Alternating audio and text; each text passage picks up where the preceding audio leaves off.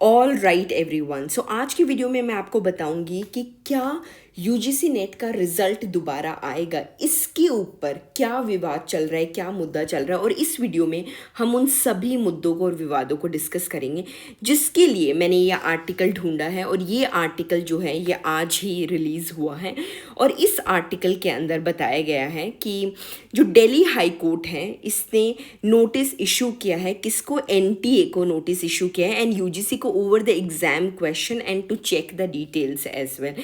अब ये क्या है, तो Delhi high court has issued the notice to NTA and UGC and other respondents following a petition. ये पिटिशन किसने डाली थी? ये डाली थी अब्दुल सी। पिटिशन कोई भी डाल सकता है, कोई भी जो स्टूडेंट है वो हाई कोर्ट में, सुप्रीम कोर्ट में आप आराम से पिटिशन डाल सकते हो। It is your basic right, you can know each and every detail and you can go for the petition as well कि भाई मुझे ये चीज़ समझ में नहीं आई, क्यों क्वेश्चंस में गड़बड़ी हुई है, क्यों एग्ज़ाम का रिजल्ट लेट आया है। और जब ये सारी चीज़ें हुई है तो रिज़ल्ट दोबारा आना चाहिए, क्योंकि कुछ बच्चों को लगता है कि ये बहुत अनफेयर हुआ है। सो नेट पॉलिटिकल साइंस का कैंडिडेट है अब्दुल जी ने एक पिटिशन जारी की थी दिल्ली हाई कोर्ट के अंदर और उसी पिटिशन के बेसिस पे हाई कोर्ट ने एनटीए को, यूजीसी को इशू कर दिया है नोटिस, ये पूछने के लिए कि ये जो बच्चा पूछ रहा है आप उसके ऊपर आंसर दो।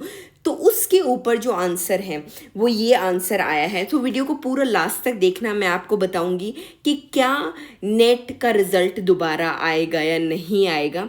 उसके लिए आपको पूरा वीडियो देखना पड़ेगा। इस वीडियो के लास्ट में मैं आपको बताऊंगी कि क्या क्या फैसला आया है। सो सी गाइज, अब तक जो हम देख पा रहे हैं वो है कि ये कुछ जो एडवोकेट्स हैं उन्होंने इस केस को रिप्रेजेंट किया है और इन्होंने शेक पिटिशन चैलेंज करती है। क्या चैलेंज करती है? The accuracy of certain answers in the final net answer के।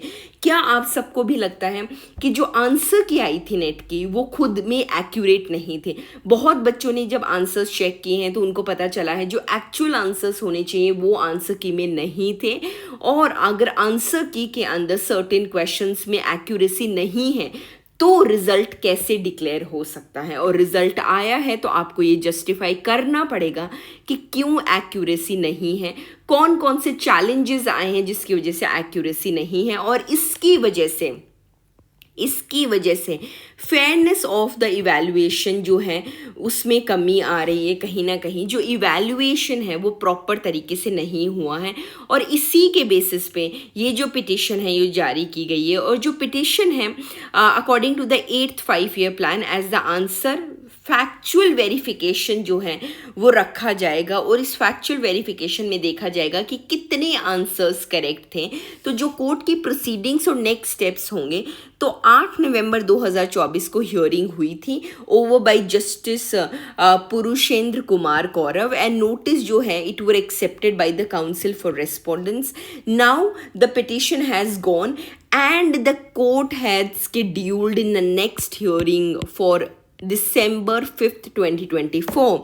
सो अब December 5th 2024 को नेक्स्ट हियरिंग में हमें पता चलेगा जी यूजीसी जो एक्सप्लेनेशन देगा। थी मुझे ये चीज़ समझ ही नहीं आती, जो पिछली बार भी जो नीट के बच्चों के साथ हुआ था उन्होंने जिस तरह की एक्सप्लेनेशन दी थी बच्चे बिल्कुल भी उससे सेटिस्फाइड नहीं थे। क्या हो गया है हमारी हायर एजुकेशन और ऐसी एजेंसीज़ को? मुझे समझ ही नहीं आ रहा कि क्यों वो इतना बदलाव कर रहे हैं, क्यों एसएससी प्रोसेस में बदलाव किया जा रहा है। क्योंकि अगर ये बदलाव आ रहा है तो इससे बच्चों का जो भविष्य है उसके ऊपर बहुत बहुत बड़ा इम्पैक्ट पड़ रहा है। और इम्प्लीकेशंस किसके ऊपर आ रहे हैं? On the fair evaluation and the answer key accuracy. So the petition underscores the necessity of the robust and the transparent evaluation process to handle the disputes fairly and it will examine how fair the UGC actions were और कौन कौन से assessment standards जारी किए गए हैं जिनके basis के ऊपर ये प्रूफ करेंगे कि जो हमने आंसर की निकाली थी वो सही थी। सो ये जो आर्टिकल है, ये आर्टिकल हमारा आर्टिकल का जो हेडलाइन है वो था Delhi high court issues notice to NTA UGC exam question and you can check the details. So next hearing 5th को होगी और जो आर्टिकल है वो था ये वाला आर्टिकल एंड इस आर्टिकल के अंदर मैंने आपको पूरा समझा दिया है कोर्ट की प्रोसीडिंग्स कौन सी है, नेक्स्ट स्टेप्स क्या क्या होंगे, implications on the fair evaluation questions and the answer की। और ये आर्टिकल न्यूज़ 24 ने रिलीज़ किया है आज की तारीख में 11 नवंबर 2024 को। तो आपका क्या मानना है, क्या यूजीसी नेट फेयर रहा है, क्या एनटीए फेयर रहा है, और क्या आपको भी लगता है कि जो आंसर कीज आई हैं उसमें कुछ ना कुछ गड़बड़ी रही है? प्लीज़ मुझे कमेंट सेक्शन में लिख के बताओ कि वो कौन कौन सी गड़बड़ी है जो सामने आई है, और उन्हीं मुद्दों के ऊपर हम आगे भी चर्चा करेंगे। सो ऐसे ही और वीडियोस के लिए चैनल को फॉलो कर लो, सब्सक्राइब कर लो, लाइक करो, शेयर करो। जितने लोगों तक ये पहुंचेगा उतना आवाज़ आपकी उठेगी, जनता की आवाज़ उठेगी, तो हाई कोर्ट भी उसके ऊपर फैसला ले पाएगा। Till then, thank you so much, bye bye and take care and have a wonderful day everyone.